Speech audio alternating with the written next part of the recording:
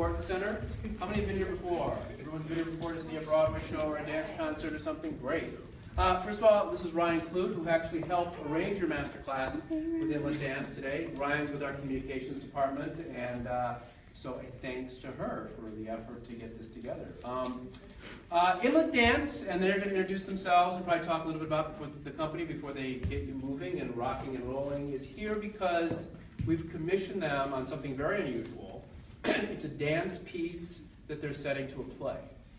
So it's a play that was written, and it's most of it is dance and movement. It's a very serious piece about human trafficking, and I'm sure you've heard a little bit about it. I will leave these flyers here. Please grab one on the way out. Come see the performance. It's $18 for a student to get in. And we're very proud of the work they're doing. This is not the whole company. No. This is part of the company. Less than half.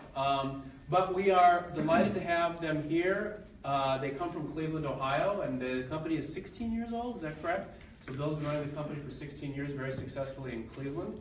And I will let them tell you more about this. But all I can say is have a great time, have a fun class. Please come back and see the show if you can. And I turn it over to the illustrious and musically talented Bill Wade.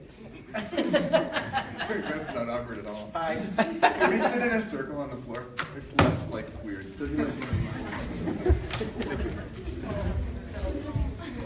Hi. So, and that's a professional modern dance company. Our technical base of the company is the Eric Hawkins technique. He's considered to be the father of what's called release technique. Eric Hawkins was the first man in Martha Graham's company, and back in the 80s, when I was their age, I danced in a company. The woman was from New York. She danced with Eric Hawkins and did work with Martha Graham. And then in the 90s, I quit that company, and I ended up with a phone call from the principal of an inner-ring urban magnet school for the arts called Cleveland School of the Arts. It's sort of like Fame, but it was not a movie. And inner-ring urban Cleveland. And I was supposed to do 2 weeks of master classes for their dance department. And I got there, and there was 5 kids that could twirl, and they were only there for half of the day, and then they would hop on the bus and go down to Cleveland Ballet for the rest of the day, and then I was left with a bunch of kids who didn't know what a leotard was. So, I fell in love with the kids because they were awesome. Talent is universal. Having access to developing that talent into skills and careers is not, and that sucks. And I got a face full of that. My career in the 80s was performing and touring and performing and touring, and just dancing and twirling and kicking the boards. And then I got to this inner city school, and these kids didn't have anything, and it was just, I didn't have any money, so I was like, well, I got this dance thing, I've done pretty well. I've spent time in the studio and the theater with people that I didn't feel like I had a right to be around because they were so famous and they're so good at their craft. And so I started kind of unpacking my experiences with these kids, and I ended up starting an after-school program for boys. So this is the 1990s, that whole decade, when our country had a lot of gang violence problems. LA was on fire, it was bad juju, So I actually did a lot of research on gang culture and why was that working? Why were there 4 and 5 and 6 generations of Crips and Bloods? And something structurally is going on here that this is continuing. And if you look at the underpinnings of it, it's actually really, really fascinating. And the descriptives that I would pull out of these books and write into these outlines looked a lot like my experience of being in a modern dance company I was working with my family, my modern dance family, and the surrogate family and the surrogate family. So studying all that, I created this after-school program for the boys, and we called it The Yard, which stood for Youth At-Risk Dancing. I used it in the studio as a metaphor, like your life is your yard, and are you cultivating a fine garden, or are you letting people throw junk in your yard, or are you making choices about what's growing in your yard, or are you making unconscious choices by not choosing something specific? And you get it? the whole metaphor. So what was crazy was there's a famous choreographer named Allison Chase, who was the person who started what's called Pilobolus Dance Theater. You can Google that later on your phone. And Pilobolus really changed the dance world because it started with 4 guys who were not dancers, who were taking an arts and humanities course at Dartmouth College from Allison Chase. And because they didn't know the rules, they were breaking them, but they didn't know that. And all of their work was really focused on sharing weight and fulcrums, and one was an engineering major, one ended up being a brain scientist, brain surgeon. So their sort of vantage point on making artwork out of bodies moving in space was unusual because they weren't, they didn't grow up doing the pliés and the fondus and all this stuff. So she heard about this rogue dude hanging out in Cleveland with a bunch of kids after school, and what I was doing was, you are a lifesaver. Thank you. I've got the shakes. I need to drink something. That's Josh. He's also in the company. And there he goes. Thank you, Josh. So Allison Chase started flying to Cleveland and hanging out with us, and we ended up with Pilobolus in the studios, and we ended up learning Pilobolus works, and high school kids performing Pilobolus works. And I don't know if you've ever seen Pilobolus, this stuff ain't easy. But they were really good at it. And then we ended up choreographing together, and that ended up in Time Magazine, Dance Magazine, and I ended up getting a plaque at the White House. So I had a really good ride at Cleveland School of the Arts, and the thing that I learned was actually what I learned from the kids. I sort of avoided all of the teachers. I hung out literally once in the teacher's lounge. I was like, I'm never doing this again. So I just hung out in the studio, and the studio became like a magnet for kids that weren't even dance majors. It was just like this place to like come in and learn and be and have fun. So we worked collaboratively. We worked from an improvisational base, and we took the kids' life narratives, and I showed them how to take their stories and tell them through this art form. I also did not have a warm, fuzzy upbringing, and dance for me, I did not start dancing until I was 18, typical dude. 18 in college, saw modern dance for the first time, I was like, I gotta do this stuff. I did painting and sculpture and art and music, and so I was an artist, got scholarships to go to college, but then I dumped my art classes and started dancing. Dad didn't like that so much, but which is also typical for guys to go through. And so here I am, the token white dude in the studio with a bunch of boys making modern dance collaboratively. And it garnered a lot of attention. We started touring and things, and 11 years in, and awards from the NEA and stuff, and I was like, wait a minute, there's only this many kids in this building. There's this many kids on this planet, right? So the kids taught me that in my industry, with the ballet companies I dance with, the modern dance companies I dance with, that I was like this thing that was being used to further the agenda of some choreographer or a project grant or that dance company that I was with for that minute or whatever, or those many years. And it was kind of brutal. It was kind of harsh. It was very much like the athletes that we watched just the other Sunday playing football, and they get injured, and you're done, and you're out, and you're like, next, and there's so many waiting, right? And it's kind of this cruel, what's the thing that's like this, and there's stuff on it? Conveyor belt. Sorry.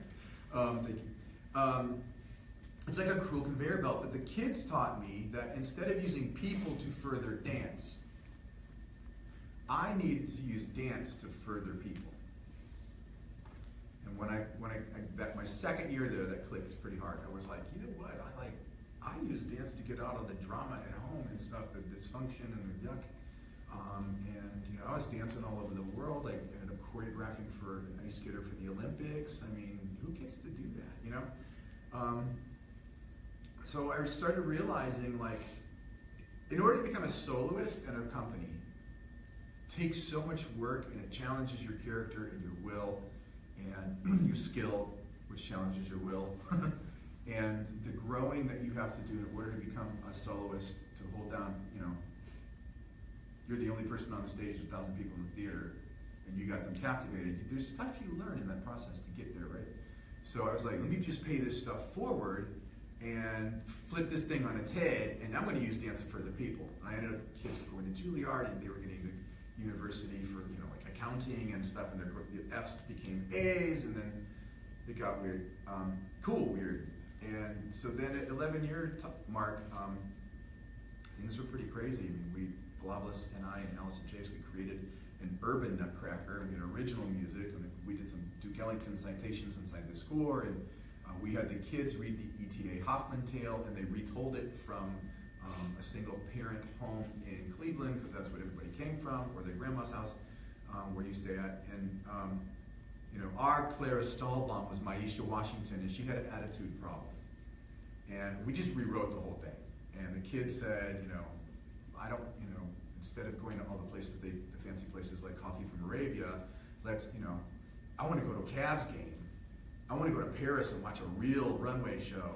I want to go to Trinidad Tobago. We have a lot of Trinis in Cleveland. And Trinidad Tobago has this big thing called Carnival that they work all year long, and they have this huge festival. It's like 10 days long. And a lot of the kids wanted to, because we're involved in this thing called Parade the Circle in Cleveland, they all wanted to go to Trinidad. And they were like, if you had some rich uncle show up at Christmas dinner, and he had the cash flow of Bill Gates or somebody like that, but he was your uncle, and he wanted to take you on a trip, where would you tell him you'd want to go? And so they wanted to see Shaolin warriors in China, and so that's what we created in our Nutcracker. So in all of that stuff, I started learning how to take what I had experienced in my training and in my performing and my touring, and spin it on its head and use that stuff to help build up people and help transform people's lives and change community. So at the end of 11 years, I had a Nigerian business friend of mine, a dear friend of mine, his name is Olorinde Lafe, and he's Nigerian. He came up to me and he said, I call him Papa Mufasa, it's like a joke between the two, because he has this voice. He says, Bill, I want to talk to you about what you're doing with these children. And he said that when he came to America, somebody paid it forward. They handed him a check for $1,000. And he built his business after he got his engineering degree at Case Western Reserve University, started his own business, became a multimillionaire. He handed me a check for $5,000 and said, I want you to do something bigger than what you're doing at that school. 16 years later, we have Inlet Dance Theater. If you go to our website, inletdance.org, you will see using dance to further people. Fast forward, we're at the Wharton Center because 4 years ago, Bert and I met in Philadelphia because the company was performing there. And City Sneaking, that's another one of our dancers, Kevin. We just got done with rehearsal and costume fittings and stuff. We're all like X's for eyes. So we're here because using dance to further people. What people? How about people that nobody hears about? Now, how about people who, in sort of the social justice of it all in our country, are hidden? They're not hidden. They're less than 5 miles from right here. They're all over the country. There's people being trafficked with agriculture. There's people being trafficked in the sex trafficking thing, which is getting a lot more media attention than agriculture, even though agriculture is 3 to 1 in numbers. We've learned a tremendous amount of stuff in the last couple of years of really full throttle working on this piece. We're very blessed because Bert hired a playwright out of Los Angeles named Jose Cruz Gonzalez. And nicest guy in the world. And he writes in the style of magic realism, which is a good fit for our company because we create images. We're like an image. I'm not a step distributor. I don't say this is count 1, this is count 2, 1, count 3, this is count 4. I create images and I build collaboratively out of the dancers that are in the studio with me at the time that we're creating whatever that is. So we've done a ridiculous amount of homework that was very, very scary, if I'm honest, very hard, just can't sleep at night because I just read that book and now I can't think about anything but these people. So we're using dance to further the people that don't have a voice for themselves, and we're giving them a voice. We got to meet 1% of people in trafficking actually survive. That means 99% don't. That sucks. I mean, that's just horrific. We met 4 of them here at the Wharton Center in 2015. That was rough. because each one of them individually told us their story for 90 minutes, and as soon as they left, I was like, you know, dang, and they lived. So we asked these ladies, pretend you came to the Wharton Center, you saw this production, and we finished it, and you were there, and you saw it, and you were driving home, and you were like, they nailed it, that was so right on. What happened? Every single one of these women said, you have to make sure that people understand that there's hope. All 4 of them. I'm like, okay, clue number 1, we've got to have hope in this thing. And then we ended up with a list. It's all in the show. So that's why we're here. Tonight, I thought it would be really fun to give you that context. You understand, like, who are these weird people and why are they here? What are they doing? We're going to do just a little bit of a warm-up. Our technical base is the Eric Hawkins technique. We're not going to do that because it takes like too long and this stuff is really, really hard. So we're just going to do a fun like isolation, stretch, do a little, and then let's do stuff. Play, okay? Is that cool? All right. Dominic is here. Kevin's here. He's probably going to watch. Get involved maybe? Yeah. Okay. Oh, yeah. This is Emily, and this is Katie. And the fun thing is that Emily and Katie are going to give you an example. They're going to perform for you. They're going to do a duet. And we're going to spend the rest of the evening together doing what's called non-traditional partnering, which is the stuff that Pilobolus made up. Pilobolus is the company that they climb on each other, they make images, and the images change, and it's really fun. And it's improvisation. You get to make your own choices based on some prompts. It'll be a lot of fun. It's not really, really common in the Midwest, and we were like, look, we're doing a master class. Let's do stuff that people don't usually have access to. And we use it a lot in the production. Like we make a monster that has 5 people in that one creature, for example. Make sense? So we're going to do some of that stuff. They'll perform a duet called Doppelganger for you, and then we'll unpack a little bit of the foundational exercises of non-traditional partnering. And then we'll be done. Does that work? Okay.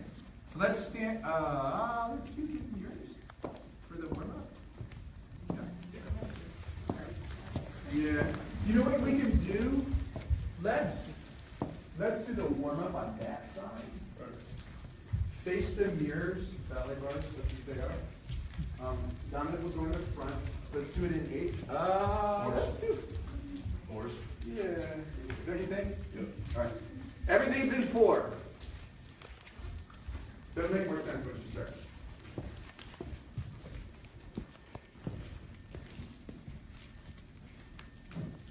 It's just like follow later, it ain't no big thing.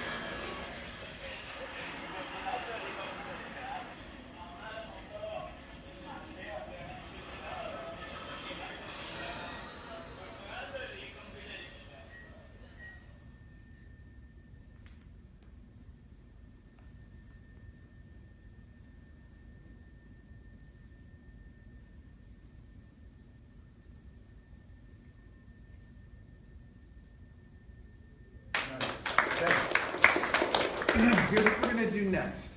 We're gonna have, you'll be like the audience, and let's line up in line with this thing and face this way, and sit where you can see stuff. I'm just gonna step up a little. Okay.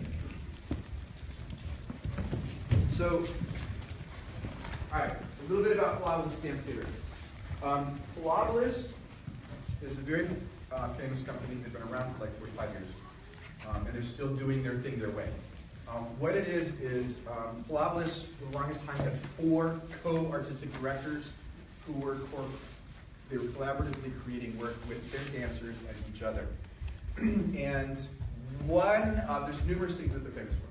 One of the things that they're really, really famous for is not just their unique approach to the creative process, the collaborative creative process that involved all of the artists in the room. Sometimes those artists could be like Maurice Sendak, the guy that wrote, Where the Wild Things Are. He spent time in the studio with them, and they developed something together, or a sculptor, or a composer, or da-da-da. One of the other things, in addition to the collaborative creative process that they became famous for, is their unusual use of partnering.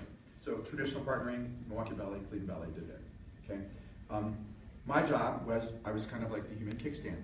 Let her balance. Every once in a while I get to put my arm in fifth. Let her turn more. She can fly more with my assistance. Traditional. It's Eurocentric. Comes from Europe. Okay. It's gender specific. I had a role. She had a role. You know what I mean? Okay. Very clear. But this is an American art form, modern dance. These guys didn't know what the Eurocentric rules were because they'd never seen a whole lot of dance before in their lives. So they got in the studio, they started like swinging each other, playing crack the whip and stuff, and launching each other in the air and doing all of these things. So they broke the gender rule. So you'll see in my company, yes, the men lift the men lift each other, the women lift each other, and my women can lift all of the men equally. It really, for myself as a choreography, it opens all of those sorts of gates, right? The other thing is that all of the non-traditional partnering is based on sharing your weight with somebody else. Like it's like leaning onto this table, right? And when I lean on the table, there's a quality of movement that I will only get by doing that. If I do this and I fake it, it doesn't look the same. The effect is in the weight sharing and what can happen inside of the world of shared weight. Does it make sense? So Emily and Kate are going to come and they're going to do a duet that is ladies. It's a men's duet, but they can do it. They're the first ladies in the company to do this piece. And they just started doing this piece this year. It's called Doppelganger. Doppelganger is like Dr. Jekyll and Mr. Hyde looking in the mirror. Okay, that's what that is. We're kind of playing and opening up, because it's the thing. What boundaries? Opening up, what could that be? This was originally created on 2 of the boys that I trained in the yard that I was talking about before, Brian and Ryan. And they were identical twins. And they used to do some pretty weird stuff. I'd have 50 little dudes in the studio, or big ones, bigger than me, flying around the studio doing improvisation stuff. And Brian would be on this side of the studio, and Ryan would be way over there. And they would literally do the exact same thing with their bodies at the same time, with 48 other people in between them. And it used to freak me out, because that's kind of weird, right? The music was loud, you couldn't hear each other, nobody was talking. And finally, they would do stuff like where they would like look at each other, and you could tell there was like something going on, and they would both start laughing, and they'd look back at everybody. I was like, man, that's like weird. What the hell is that? What are you doing? They're like, yeah, well, we're twins, Mr. Wade. I'm like, well, obviously you're twins, but everybody can see that. But like, what's the like non-verbal, you both nod, you both start laughing thing? And they were like, well, we got the thing, the twin thing. And I'm like, I don't know. What is this? What is this? What does that mean? And then I was like, I have to choreograph that. At the time that I choreographed that, my wife was pregnant with our son. So that experience is just mind-blowing. Just this human being knit together wonderfully and magically in their mother's womb. So I'm working with these twins who got this thing since they were in their mother's womb, and they're still like that now, and they're like grown men in their 30s. So we choreographed that thing. Make sense? This is doppelganger.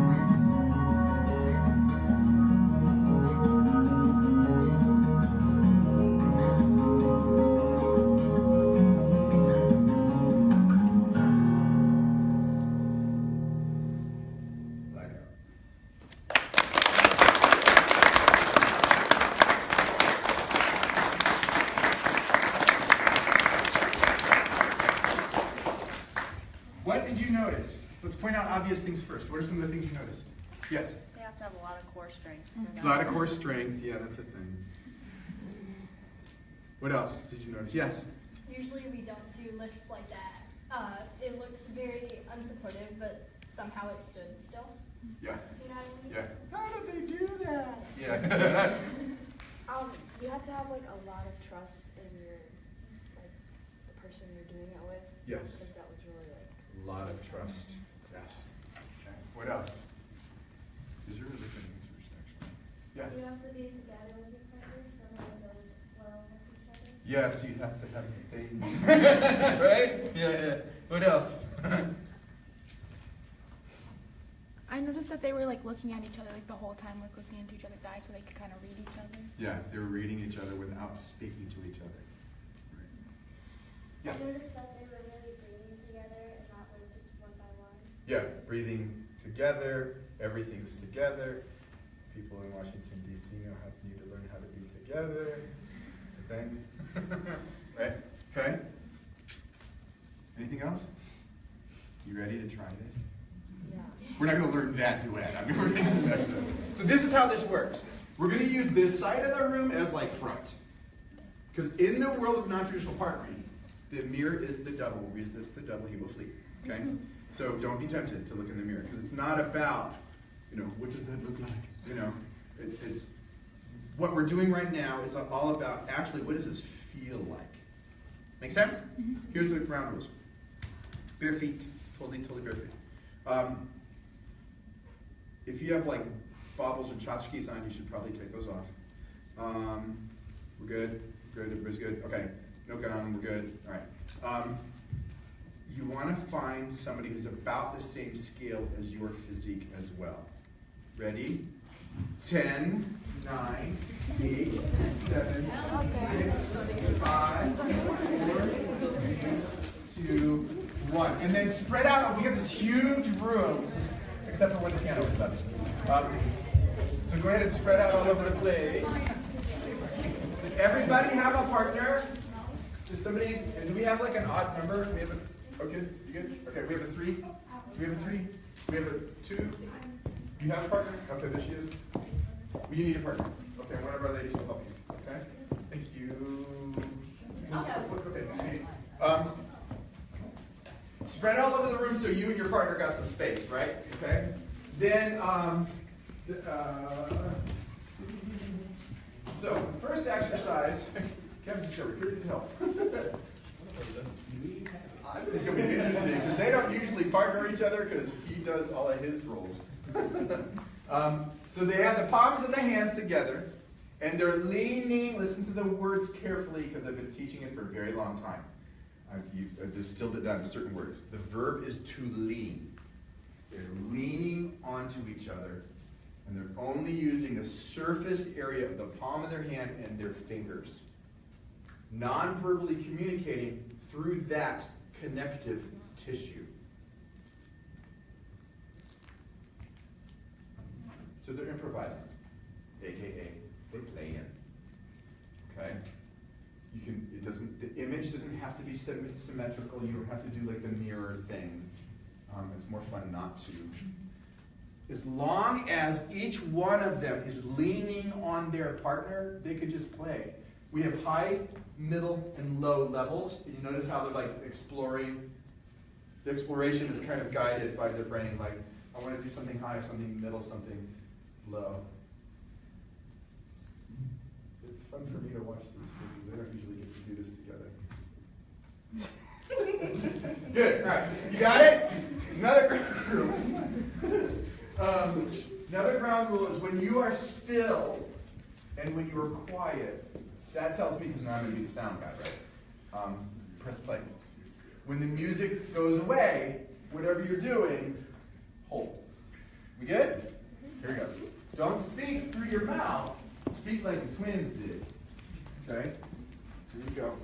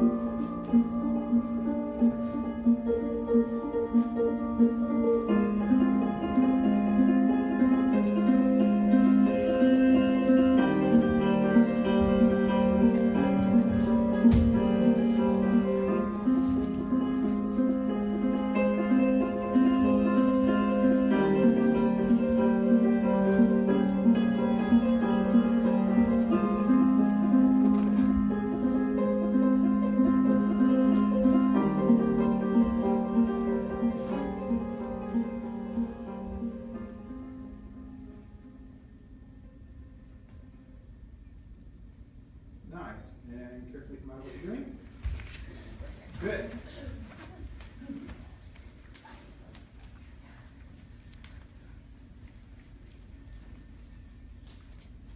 Next one is really quiet. The next one, you did wade into each other. Now we're going to go away from each other, okay? We call this the wrist-to-wrist connection. So they've taken the entire surface area of their hands and their fingers, they wrap it around each other's wrists, and then they simply lean back from each other and lean away from each other and begin moving, really paying attention, listening physically. Does that make sense? Listening physically, yeah? Okay? To the tensions and things. So, like in the exercise you just did, I saw to lean, but I also saw to push. Let's try to start with to lean and not to pull yet. We good? Does this make sense? High, middle, low levels, playing, playing, playing. Okay? Here we go.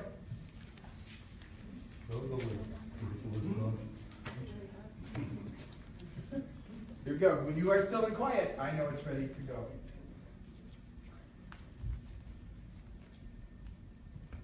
Lean back. Make sure your pelvis is not right over your feet.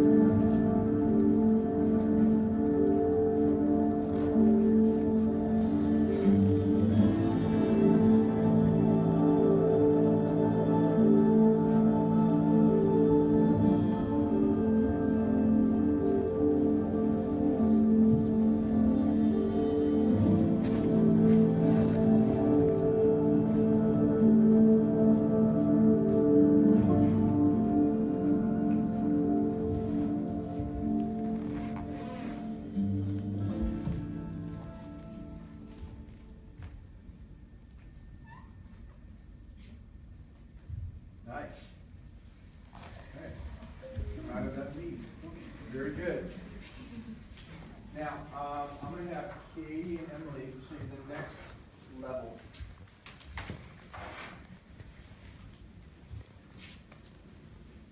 So they're going to put their palms together,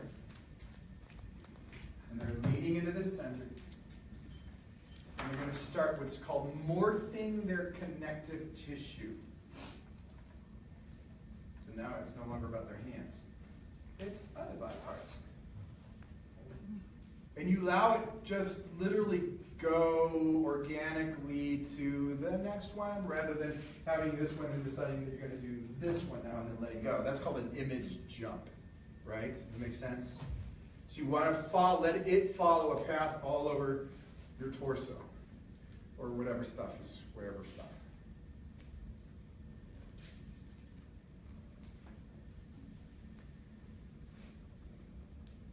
Make sense? Lean into the center, morphing your connections.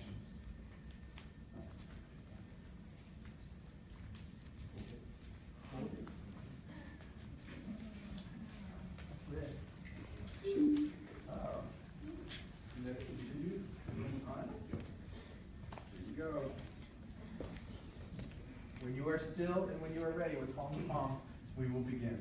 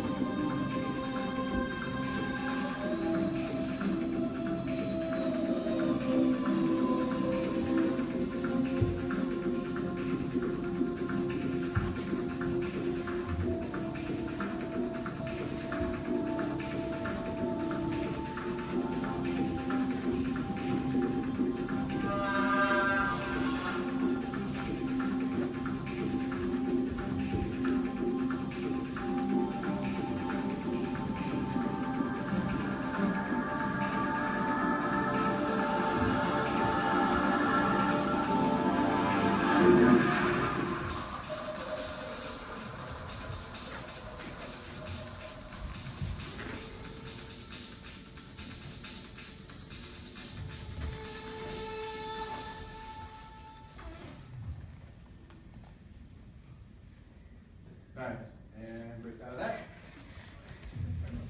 Awesome. Go ahead and take your seats on the floor.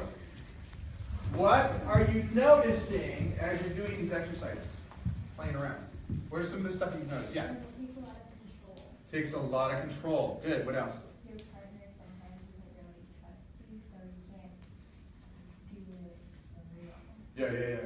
Sometimes the trust equity isn't even between you and your partner, and it does like this. Yeah? You have to connect with your partner. You really have to connect with your partner. Okay? What else are you noticing? Yes? We use the back a lot, like, to like. The back of your torsos together a lot? Yeah, okay, that's cool. We have a lot of really cool stuff that comes out of that. Back-to-back connection, front-to-back connection, side-to-side connection. We have all these like terms that we've developed over the years. Yeah? What else are you noticing as you're doing this? Yes? It's important for an equal contribution of weight sharing from each partner. That way, if one person's pushing more or than the other, it's not as easy to go through the movements like you were describing. Exactly. So as long, when the weight is more equitable or even, it's easier to navigate and move, right? Okay. Literally out of curiosity, this is not a right or wrong question. How many of you find that you're more comfortable doing the one where you lean in toward your partner?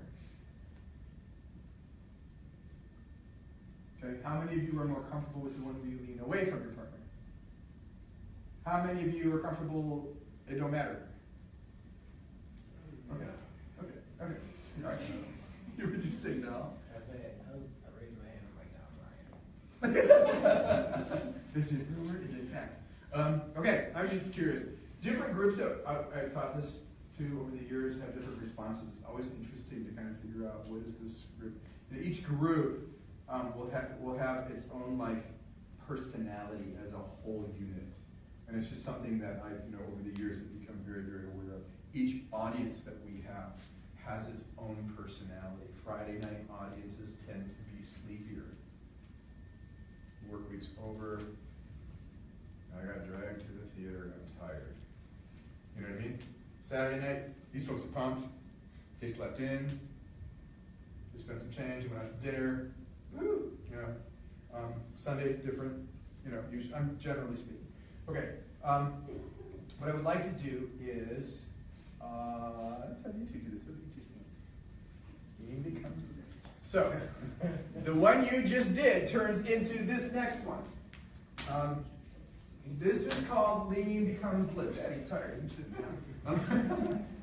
Lean becomes lift. So they're going to morph. One of them will lean onto the other one in such a way that the other one can leverage them off the floor without picking them up like this. You know what I'm saying? That's just me lugging furniture around. Okay? So you lean onto your partner until they come off the ground. That's a big ballerina. Does it make sense? So you saw a lot of lean becomes lift in Doppelganger. There's still that was set choreography that they had to learn from other folks. Here's your back-to-back connection. Right? Does this make sense?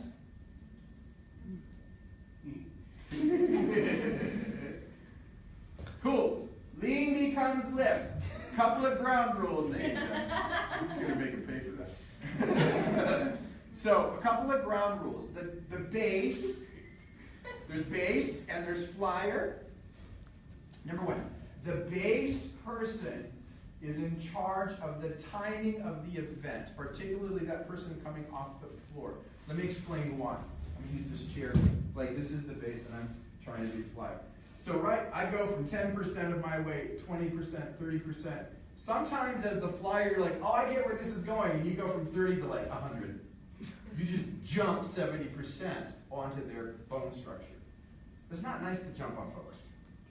Okay? So you really have to go 10, 20, 30, 40, 50. Sometimes a skate across the surface of the floor is more effective choreographically than actually disembarking. So a skate sliding is valid inside of the world of lean becomes lift, because obviously they're completely off their weight in order to be able to do that on the floor. It has a measurable quality. We do this piece called Snow with this one lift. It's like a double attitude. And the toe of the one that's down here skates on the floor, and they turn around like this, and all of a sudden this whole stage looks like little ice skaters. All of it's really quite beautiful. But if the foot's off the floor, it's just another lift spinning around. As soon as you touch that foot on the floor, it skates, it becomes this whole like, ooh, that's where the magic is, right? Okay? So if you don't get all the way off the floor, that's cool, as long as you're skating. The other thing is the person on the bottom is in charge of the timing of the going up, but also the timing of, you gotta be nice to your other body, 10, 20, 30, 40, 100. Rather than, oh, that was fun. Okay, don't drop, folks. That's not nice either. Okay? All right? Does this make sense? So it's kind of like the seesaw concept at the end of Doppelganger. Oh, he did it on purpose. Yes. Okay? Makes sense? So it's also, there's another image that we use of pouring water from one vessel into the next. And pouring that water from one vessel into the next. If you go too fast, you get splashed. You don't want no splashes. Okay, no blood. Okay. If you're the flyer, is your job to somebody, I can't remember who it was, recruit your core. Help them. One last cheat note. Dancer A, this represents the center of their body, which is dancers we know as their pelvis, right? This center, this center. If this is going to be the flyer, it goes easier, faster, if the one who's the base goes underneath the center of the other one. They did that several times. And then it doesn't matter, you can have a really big one and a really little one, okay? If the center goes underneath that center, it's easier to do. It's like a rock with a board, not so much, a little bit more, all of a sudden you get this fulcrum, and the magic can happen, the floating. Does that help? Engineering concepts found in dance. Ready? Here we go.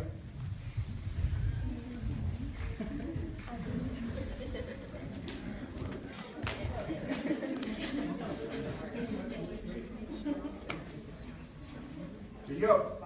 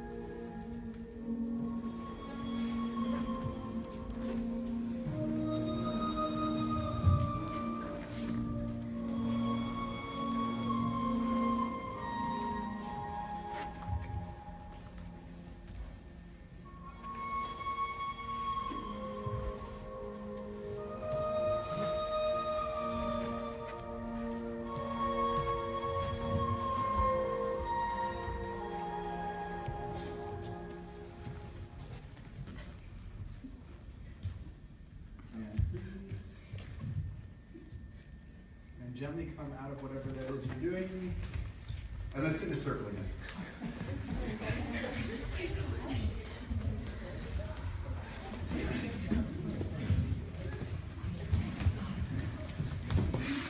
I suddenly realized we've gone a little over. I apologize for how I suck at time management when I create. What's that thing?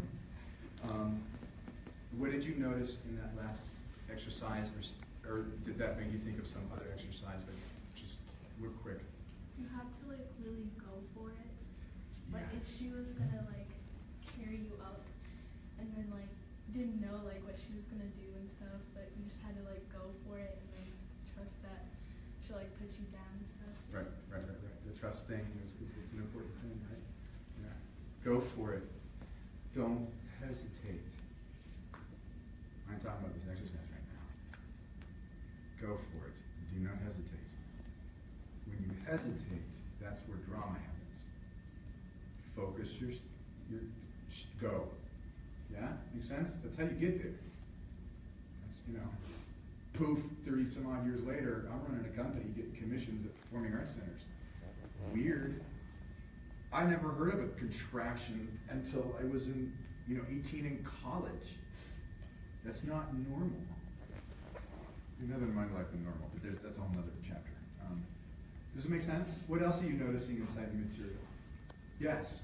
Sometimes you get stuck in awkward positions and you kind of just have to figure, like, do the twin thing and kind of figure it out. Yeah. There can be a lot of awkward, but if you're really listening to the material and where it's taking your body, you can find your way out of whatever stuckness, yeah? You sometimes do things unexpectedly, like I somehow found myself on my knees with her. Yeah, so unexpected findings, okay? How are we gonna solve cancer? Unexpected findings, okay? Make sense? How are we gonna solve some of the issues that our country is facing when it comes to social injustice? I went to the theater and all of a sudden I was in the middle of the 70-minute world of human trafficking, and I didn't know that. And now I can't unsee it. Unexpected findings. What else did you notice?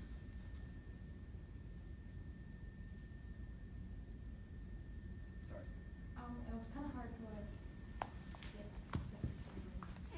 not off the ground, but get all their weight on you. Yeah. And, releasing all around you. Yeah. Kind of slowly, but yeah. Yeah, so here's what's interesting. This is actually a modern dance technique, but it's so different than every other technique class I've ever been in, right? That it just doesn't. When you're in these situations, you're like, there's got to be a way to make this easier. Yeah, that's called technique. And there's a technique to listening. There's a technique to finding leverage. Every time you switch one person out of a duet, it's a whole new world.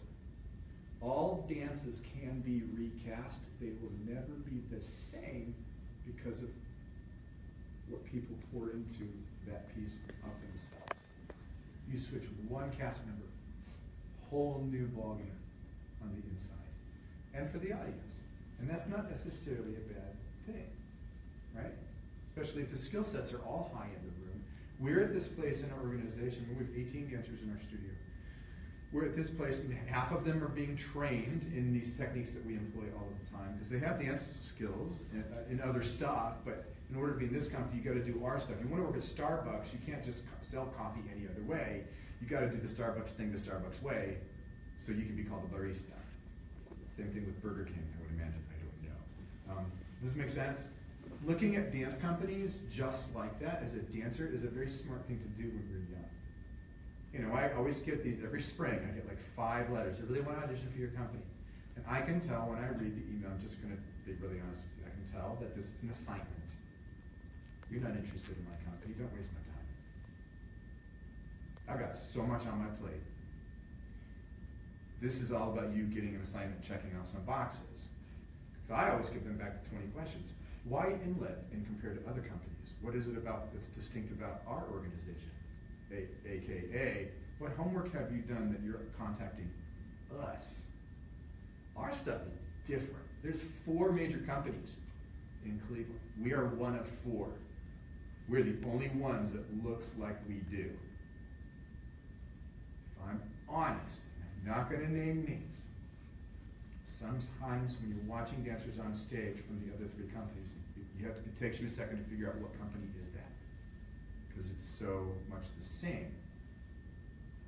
Ours is so different that you have to be trained in it in order to do it right and be safe, because you got to build up the trust, equity, and all those kinds of things, right? Make sense? That was a good comment. What else have you noticed as you've been doing this stuff tonight? Is this new material? Somewhat. Yeah. Okay, that's cool. I was hoping I wasn't going to bring you the same as everybody else, right? That's awesome. I want to thank you for being really open and trying new stuff that might be a little bit strange.